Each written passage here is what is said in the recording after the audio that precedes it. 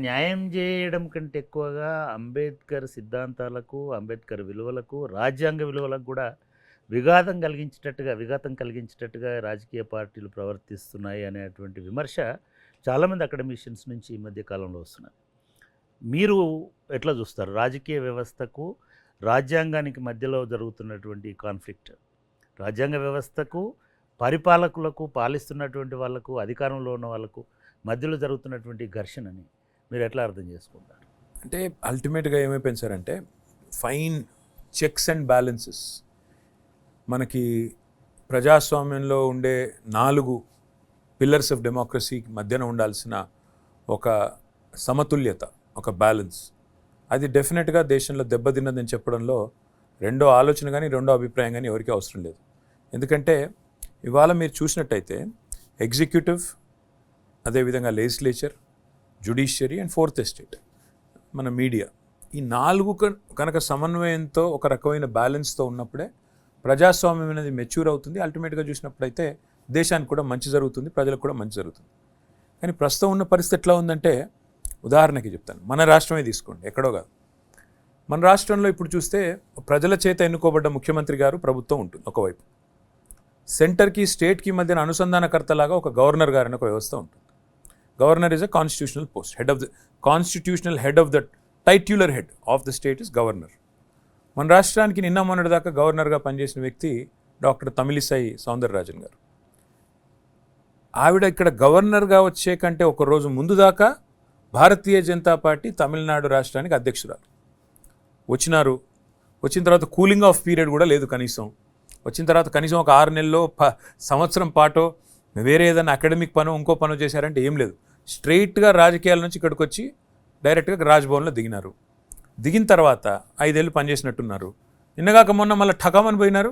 Bharatiya Janata party ticket తీసుకుని వాళ్ళ చెన్నై సౌత్లో అభ్యర్థిగా పోటీ చేస్తున్నారు. నేను అనేది ఒకటే, ఒక రాజ్యాంగబద్ధమైన పదవిలో ఉండాల్సిన వ్యక్తి, సర్కారీ కమిషన్ సిఫారసులు ఉన్నాయి, ఇంకా చాలా పెద్ద విద్యావేత్తలు, ఆలోచన పరుల రికమెండేషన్స్ ఉన్నాయి ప్రభుత్వానికి. ఏమని? రాజకీయాలతో సంబంధం లేని వాళ్ళను మాత్రమే ఇక్కడ పెట్టాలి, నిష్పక్షపాతంగా వ్యవహారం జరగాలి. కానీ ఇవాళ గవర్నర్ వ్యవస్థ కాంప్రమైజ్ అయ్యింది.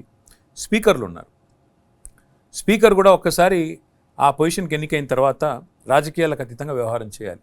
కానీ ఇవాళ పరిస్థితుల్లో దేశం మంచి ఇష్యూ. ఎందుకంటే నేను ఇంట్రొడక్షన్లో ముందుగా చెప్పినట్టుగా యువ నాయకత్వం అనేది రేపు భవిష్యత్తులో రాజకీయాల ఈ డిస్కోర్స్ని మార్చాల్సినటువంటి అవసరం, విలువలతో కూడినటువంటి రాజకీయాలకు తీసుకురావాలి. ఇవాళ మనం ఒక తమిళసైనే అనక్కర్లేదు. అఫ్ కోర్స్ తమిళసై మన క్లోజర్ టు హోమ్ కాబట్టి ఎగ్జాంపుల్ ఇచ్చి, మనం చెన్నారెడ్డి గారు కూడా గవర్నర్గా ఉండి వచ్చి ఇక్కడ ముఖ్యమంత్రి అయినాడు. మళ్ళీ బర్నాలా కూడా గవర్నర్గా ఉండిపోయి మళ్ళీ ఐ మీన్ భారతదేశ ప్రజాస్వామ్య చరిత్రలో రాజ్యాంగంలో ఉన్నటువంటి కొన్నిటికి పరిధులు విధించలే రాజ్యాంగం. నేను అనేది అదే ఎగ్జాక్ట్లీ. ఇప్పుడు అమెరికాలో చూస్తే మీరు ఒక మాట ఇందాక మాట్లాడుతూ అన్నారు, సోమనాథ్ చటర్జీ గారు, ఇందాక మనం ప్రైవేట్గా మాట్లాడుకుంటున్నప్పుడు 11 సార్లు పార్లమెంట్ సభ్యుడు అయినాడు సోమనాథ్ చటర్జీ గారు. టర్మ్ లిమిట్స్ అనేది లేకపోతే ఎగ్జాక్ట్లీ 2 సార్ల కంటే ఎక్కువ ప్రెసిడెంట్ కూడా కావడానికి అవకాశం లేదు. సో నేనేమన్నా అంటే, అంబేద్కర్ గారి రాజ్యాంగం ఆనాడు వారు రచించినప్పుడు వారి సహచరులు ఇది ఊహించుండరేమో, ఇది ఒక్కటి మిస్ అయినట్టున్నారు. ఏమంటే ఇట్లాంటివి కూడా జరుగుతాయి, ఇలాంటి ఉపద్రవాలు కూడా వచ్చే ఆస్కారం ఉంది కొన్ని విషయాల్లో రాజ్యాంగాన్ని కూడా. ఎందుకంటే ఆయన ఒక గొప్ప మాట అన్నారు, రాజ్యాంగం గొప్పది కావచ్చు కానీ రాజ్యం నడిపే వాళ్ళు మంచి వాళ్ళు కాకపోతే దుర్వినియోగం జరుగుతుంది అని. రాజ్యాంగం చెడ్డదైనా రాజ్యం నడిపే వాళ్ళు ఒకవేళ మంచి వాళ్ళు అయితే దాన్ని సద్వినియోగం కూడా చేసుకోవచ్చు. అంబేద్కర్ అలవాటు చేసుకుంది, ఆయన చదివింది, ఆయన అధ్యయనం, ఆయన చెప్పిందంతా కూడా సమాజం ఒక విలువలతో ఉంటుంది అనేటువంటి ఉద్దేశం, ఒక విశ్వాసంతో చెప్పినాడు. సమాజం ఇట్లా మారుతుంది, రాజకీయ నాయకులు ఈ రాజ్యాంగాన్ని అపహాస్యం చేసే విధంగా ఉంటారని బహుశా ఆయన ఊహించారు. అంటే మనము కానీ కొంతమంది ఆ విలువలు పాటిస్తున్నటువంటి వాళ్ళు ఇప్పటికి కూడా భారత రాజకీయాల్లో ఉన్నారు. అంటే మీరు ఇటువంటి పరిస్థితులు రాకుండా ఉండాలంటే, అంటే ఒక పొలిటికల్ పార్టీకి వల్ల మీరు అధికారంలో ఉండొచ్చు, లేకపోవచ్చు, కానీ రేపు డెఫినెట్గా మీలాంటి వాళ్ళ ఆలోచన భారతదేశంలో భవిష్యత్ రాజ్యాంగ పరిరక్షణకు సంబంధించి ఇటువంటి దాన్ని మనం ఎట్లా దాన్ని ఒక నియమ రూపంలోకి లేకపోతే ఒక నిబంధనల రూపంలోకి తీసుకురావడానికి అవకాశం ఉంటుంది? Sir, India is a representative democracy, it's a parliamentary democracy. Parliamentary ప్రజాస్వామ్య వ్యవస్థలో ఇవాళ మందబలంతో కొంతమంది మనల్ని శాసించే ప్రయత్నం చేస్తున్నారు. వాళ్ళు ఏం జరుగుతుంది దేశంలో? చాలా విచిత్రంగా అనిపిస్తుంది అప్పుడప్పుడు ఆలోచిస్తే. నేను పుట్టింది 1976లో.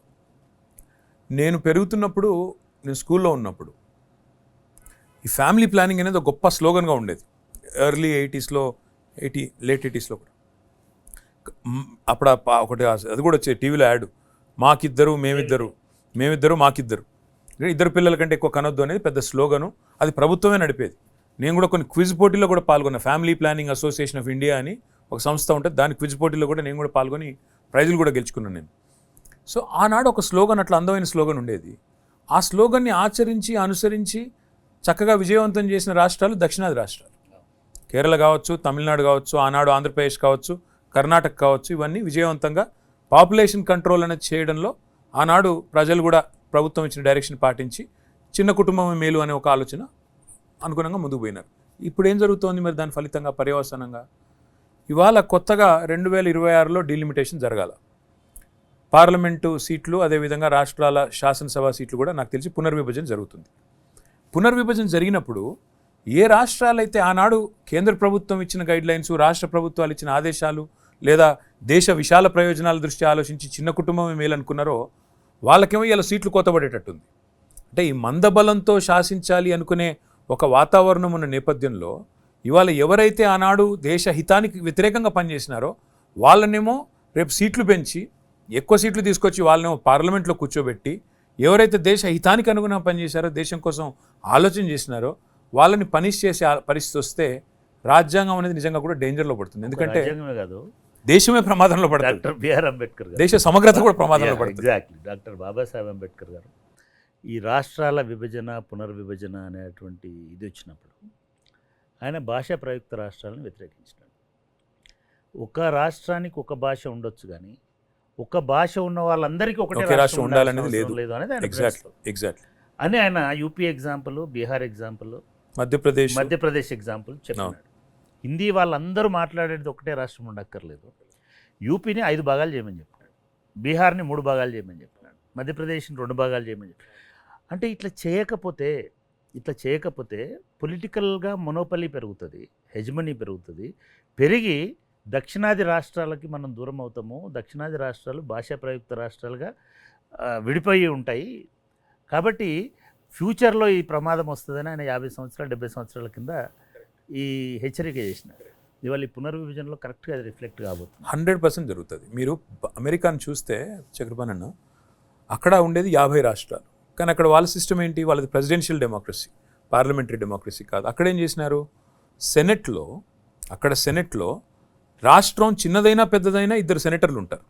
50x2 100 మంది సెనేటర్లు ఉంటారు. తద్వారా రాష్ట్రం చిన్నదైనా పెద్దదైనా, ఉత్తరప్రదేశ్ అయినా, గోవా అయినా, లేదా బీహార్ అయినా, తెలంగాణ అయినా, ప్రయోజనాలు మాత్రం రాష్ట్ర విశాల ప్రయోజనాలు, రాష్ట్రం యొక్క ఇంట్రెస్ట్ ప్రొటెక్ట్ చేసే విషయంలో ఈక్వల్ వాయిస్ ఉంటుంది. ఇప్పుడు అంబేద్కర్ గారు అన్నారు కదా ఒక మాట, ప్రతిపాదన తీసుకొచ్చారు. అంబేద్కర్ గారు అంటున్న మాట ఒకటి, అంబేద్కర్ గారు చెప్పిన మాట, ఒక మనిషికి ఒక ఓటు అనే మాట. నన్ను అడిగితే ఇప్పుడు దేశంలో రాష్ట్రాల సైజుతో నిమిత్తం లేకుండా రాష్ట్రాల యొక్క గొంతు పార్లమెంట్లో వినబడాలి, ప్రతి రాష్ట్రం యొక్క ప్రయోజనాలు కాపాడబడాలి అంటే మాత్రం మనం డెఫినెట్గా ఆలోచన చేయాల్సిన అవసరం అయితే ఉంది ఈ నిమిషానికి. రెండోది, రేపు నిజంగానే ఈ కేంద్ర ప్రభుత్వం, ముఖ్యంగా బీజేపీ వాళ్ళ ఆలోచన ఎట్లా ఉందంటే వాళ్ళ ప్రాబల్యం మొత్తం కూడా ఉత్తరాదిలోనే ఉంది. దక్షిణాదిలో బీజేపీకి పెద్ద ప్రాబల్యం లేదు. ఏదో అక్కడో ఇక్కడో ఫ్లాష్ ఇన్ ద ప్యాన్ లాగా 4 సీట్లు గెలిచిండొచ్చు, కానీ ఒక పునాది అయితే లేదు. ఇక్కడ బలమైన క్యాడర్ కానీ నిర్మాణం కానీ లేదు. వాళ్ళ ఆలోచన కొద్దిగా డేంజరస్గా కనబడుతూ ఉన్నది. వాళ్ళ ఉద్దేశం ఏమంటే ఇప్పుడు ఈ డీలిమిటేషన్ ద్వారా ఒక ఫర్మ్ గ్రిప్, అంటే ఇంకా దేశం మళ్ళీ ఇంకొక 25 ఏళ్ల పాటు మన గుప్పిట్లో, మన కబంధ హస్తాల్లో ఉండే విధంగా మందబలంతో ఈ దేశాన్ని శాసించాలి అనే విధంగా వాళ్ళ ఉత్తరాదిన సీట్లు పెంచి దక్షిణాది గొంతు కోసే ఆలోచనలో ఉన్నట్టు కనబడుతూ ఉంది. ఇది గనక జరిగితే ఆ మహానుభావుడు ఊహించినట్టు దేశ సమగ్రతకే ముప్పొచ్చే ప్రమాదం కూడా ఉంది.